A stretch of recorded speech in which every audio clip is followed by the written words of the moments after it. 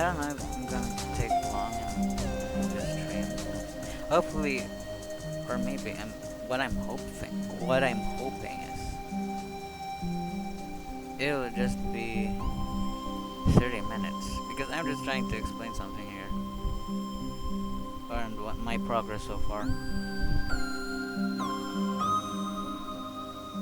I don't know if I started the stream because I'm pretty sure I did. But okay, it doesn't matter. I didn't really talk in a while. So I'm just gonna try to explain my progress so far. So what I'm hoping to do is make tags for the terms because what the key concept of this tagging system is separation and abstraction so that I can just search for the terms of a specific area in mathematics so that I can immediately like use it in my study that are for now like they're just texts, they're just characters. The goal is to make them tags which you can like reuse, and, like you can put it in other notes for other books because I can't just jump here if I don't have like the formal logic tags, which means that I don't understand formal logic enough yet to go into non-classical logic because they do go over here like validity, right, which is an actual term that this book talks about. Okay.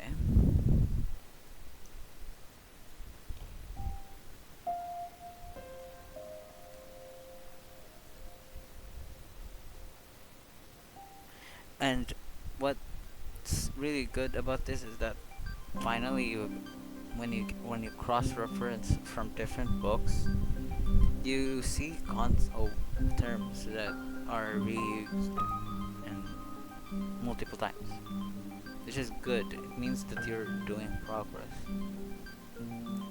Right now, that progress just happens to be like cardinal arithmetic, which you can see in this book that I've read like multiple times already. And the span of like days, I've been reading this multiple times. Like, why are you using? I've been asking, why are you using collections of unions? And I tried to capture that because you keep reusing it in like other chapters. This probably not gonna. This stream probably not gonna take too long because I already. Because I'm probably going to do these things off stream. Because it's probably going to take like hours, which is not.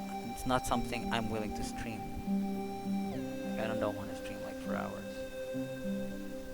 Because it's pointless. No one's gonna watch it. I just want the VOD and like publish a new shit. The point is like to make like a journal like entries or something I wanted to do. So far I'm already in chapters that don't talk about axioms. Like we've dealt with axiom of powers. I think I have already 5 axioms. If I remember them correctly, it was axiom of extension, then axiom of specification, then axiom of pairing, okay, then axiom of unions. They don't have an axiom of intersections. They have axiom of powers, okay. So those are 5 axioms. And if I remember them correctly, there are 9 axioms. So if everything goes right, we're going to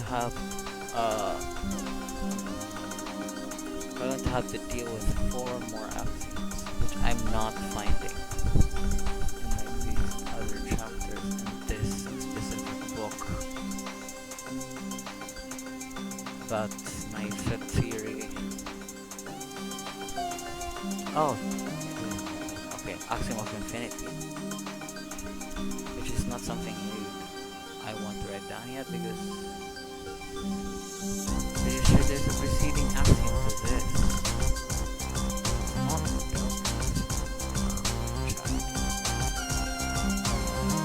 because I'm pretty sure the last axiom is the axiom of choice.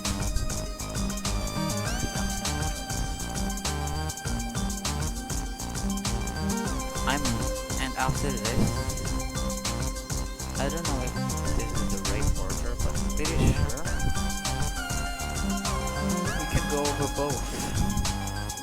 I can go over both homologic make a tagging system here, independently of other whatever mathematical notion, even though I haven't read like some other mathematical. I can like start off knowing homologic, then do my foray after doing homologic. Do my foray on non-classical because I've read a bit of non-classical and they go over the philosophical implications of logic, why they make like object away make like notions like fuzzy logic, paraconsistent, etc. Because okay, if we just jump into something like topology, right? You go into compact spaces that go over topics like families, which you can assume you understand, but if you can't put it into a logical, if you can't apply logic to it, it's frustrating. I can't apply logic to it, so we're going to go back and test our knowledge and make a tagging system, right? Because I'm pretty sure you can, there's like, because if you read the history of like mathematicians like David Hilbert, they argue about things like law of excluded middle, which means that there is a reason why we have things like formal logic. There is a reason. They're debating over stuff like that.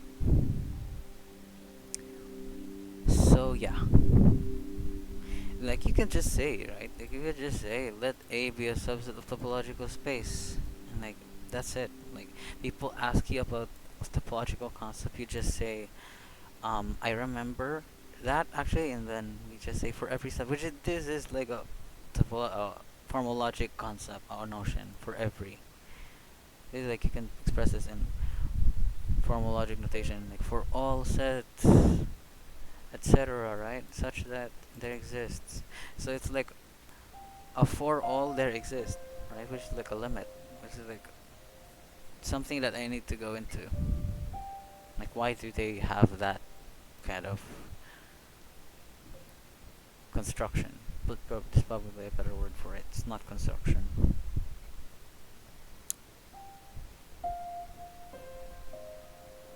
Because when you use things like universal quantifiers, right? When you use those, there's specific rules for those. I haven't got into it because which is evident in why I don't understand much of like this yet, right? Which is that it looks like the limit definition of the logical limit for definition expressed in quantified logic. Pretty sure there's like introduction rules for those. And if you've read set theory, they have also like they go into this. I think it's a notion about something about abstraction. I'm not so sure, but for now it's not so important. So they have this like for every there exists, right? Which is like two quantifiers.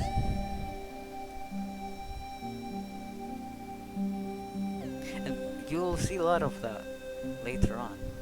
Right? You'll see a lot of that. And if you don't understand what a closed set is, you won't understand compacts.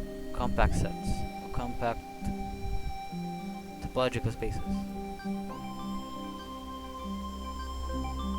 which is sad. Okay, don't understand it, then sad, right? It's sad. And they also go over this.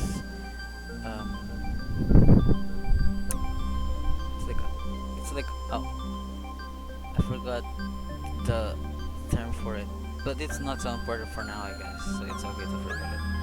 It's like the term was no, not Heinboro.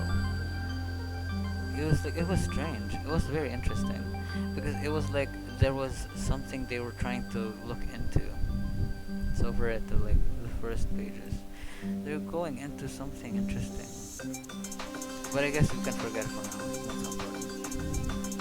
I don't know what's going on, so it's okay. There you go for convergences, Cauchy sequences.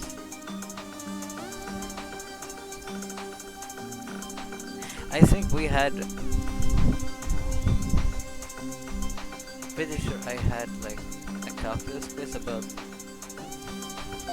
looked familiar. This equation. Well, whatever. Okay, I'm getting too ahead of myself. Probably called like Tarski spaces.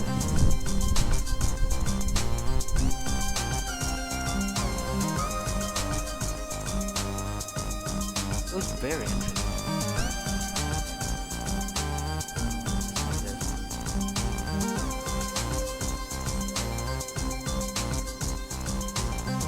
This one, Sierpinski spaces.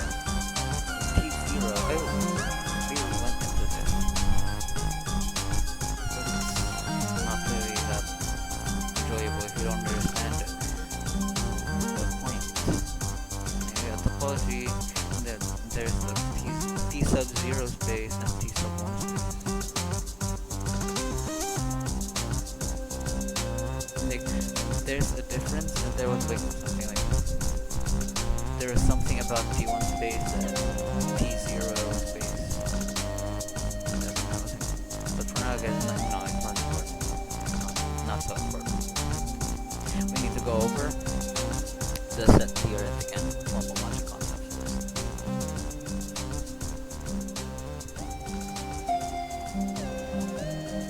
So yeah, I guess I'm just gonna end it now because I'm now at an impasse.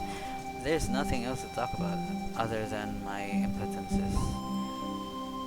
Like, I don't know what's going on with this, but I can just remember them, I guess. I just remember that, T sub 0, T sub 1, closed, partial sets, etc., etc.